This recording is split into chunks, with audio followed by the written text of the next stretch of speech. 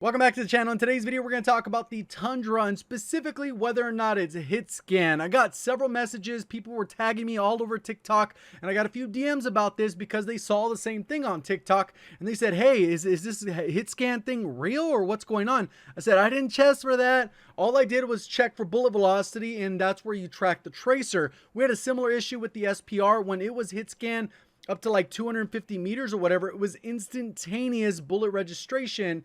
The second you pulled the trigger, it already instantaneously hit the target, which made shooting people in the air or wherever, as long as your crosshairs were lined up, you would get the registration of the shot. In this particular case, I didn't test for that until today. So I went and tried a bunch of these class setups that these TikTokers were talking about. I'm going to show you in today's video that is without a doubt not Hitscan. There was zero chance that this weapon is Hitscan, and it's going to be pretty obvious as we go through the footage. On top of that, I'm going to go over the different barrels, what they do, how much better than they are than the other. If you enjoyed the video or learned something new, please do me a favor, hit that like button. And if you're brand new, looking to find your way back for more Call of Duty content, double check to make sure you are subscribed with notifications on. Let's go ahead and get into a few in-game examples, and let's talk a little bit about the class setup. So I'll go through various distances, and there are definitely scenarios where it feels like it's Hitscan, but 100% it is not Hitscan. So this is a 100-meter shot.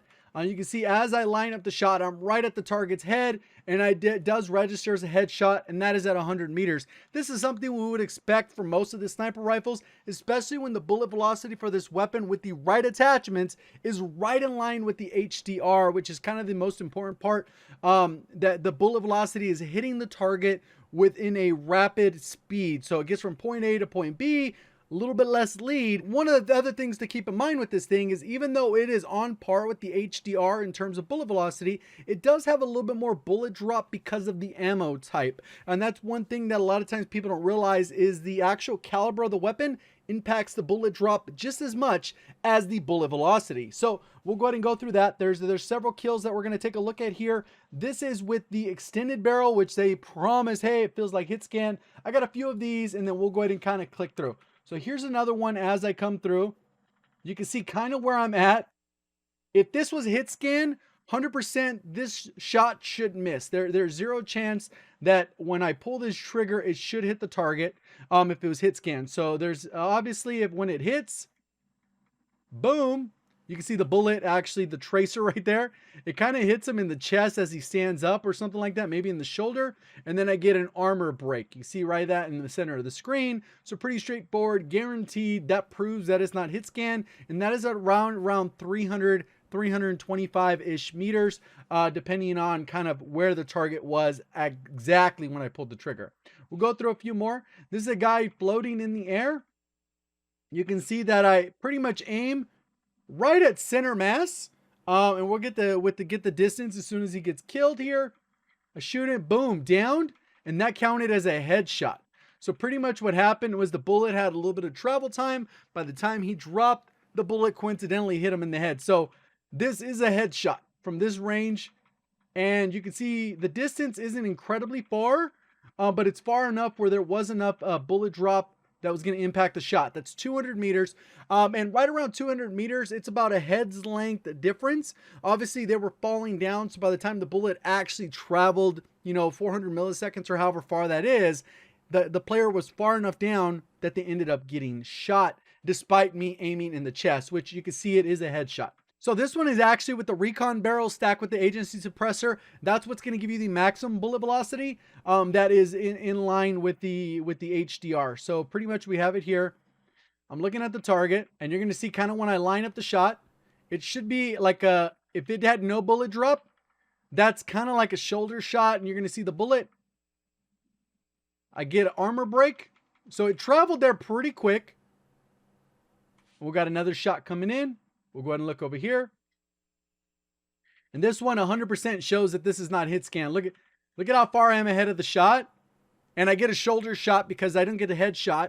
This person already had low health that was on this quad. You can see where I pulled the trigger. The bullet travels and takes the player out. And it is what I would call a body shot. So shoulder shot maybe.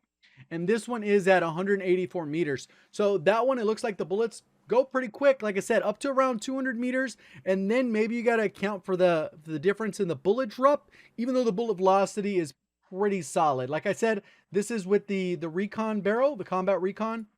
We'll go ahead and keep going. This is again still the same thing. I'm right above their shoulder to the right hand side. They shift over by the time the bullet hits, and I end up getting a kill. You can see right here it says a down. It was not a headshot, but again, that's 276 meters. So that one really probably hit him in the torso or the stomach from this range, because 276 meters. This one I switch over to the task force barrel just as a comparison. You can see how far I am above the head. They are crouched. They continue staying crouched. You can see where the bullet makes impact. The bullet, you can see the little tracer right here, right above their head, and it impacts their head, and boom, right at around 200-ish meters, 236. So it's probably a head length ahead of it. And then what I want to do is, once we figured out, hey, you know what, it's 100% not hit scan with these barrels that they're suggesting. Let's go ahead and take a look at kind of the measures. I decided to go with the longest range barrel, the longest range suppressor, which is the agency suppressor, or the wrap suppressor, as they call it. And right here, what I noticed is with this 5x optic, this guy is at 500 meters, 560 meters to be exact. If you look at this thing zoomed in, you can see that right around 500 meters, it's there's a little line here that says 5. This would be 6. I end up shooting him at that range, and I do get a hit marker. He ends up standing still, and I line it up kind of with the 5.5 again. You can see right here, right around, what is that, 7 ticks? It could be zoomed in a little bit further, as you'll see in a little bit, and this ends up being a hit. So 100% it's not hit scan, because the other hit scan would have been dropped off, where the bullets just won't register at that, even if the tracers physically hit. So there it goes, boom. I got it down. That ended up being a chest shot. So the bullet dropped quite a bit, about 8 ticks, because it hit him in the chest and didn't get a headshot. Right here, you can see that this was 566 meters. You don't need to be taking shots from that far, but that just gives you a true example of this bullet velocity and bullet drop. Here's another one. We got a couple more, and then that's pretty much it. And you'll see kind of how this goes. So right here, boom, and get a direct impact in the shoulder. That one, get another one to the chest. And that's 379 meters. That wasn't a headshot, even though right here, you can see kind of where I'm lined up. That is pretty close to a shoulder neck shot. If there's any kind of bullet drop, 370 meters, which we have already established 200 meters, you will get some kind of drop. There you go, 370 meters. There's definitely bullet drop. That probably hit him dead square in the chest. And then that's pretty much how that worked. I'll show you a couple on other ones. So this one right here. So you can see where this one's lined up. Same person shooting at me. And one of the things that's tricky for them to spot you, since you don't have the glint, you're a lot harder. You could relocate, move position. They have no clue. You get all the time in the world. They're looking for me right now, and the bullet just comes directly for them, and I get another body shot. They were low health because I already hit them again, and then they're downed. 439 meters. So we're talking about some significant range, being able to hit a shot. This guy I hit as well.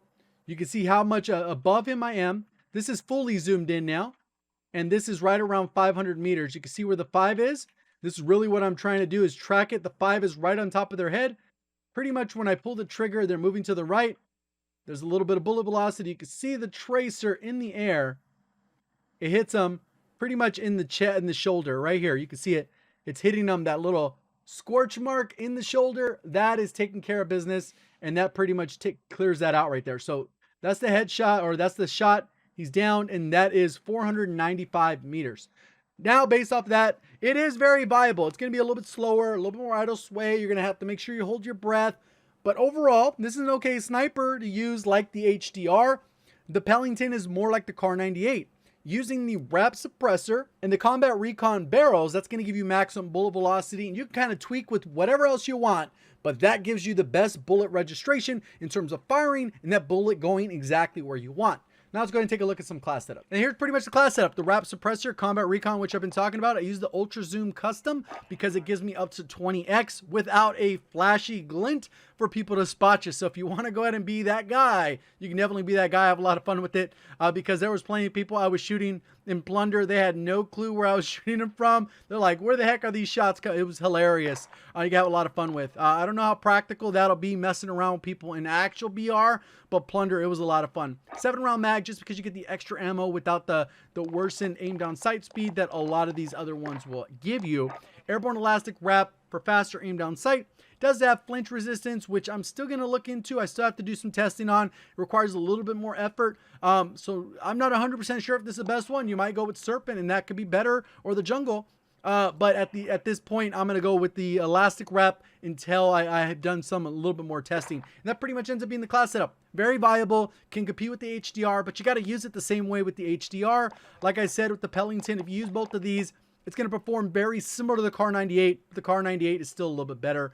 Obviously, that's kind of how it goes. Hopefully, you guys enjoyed the video, learned something new. If you did, please do me a favor, hit that like button. And if you want to find your way back, double check to make sure you are subscribed with notifications on. Appreciate all the support on the content. Thank you for watching. As always, have a great day.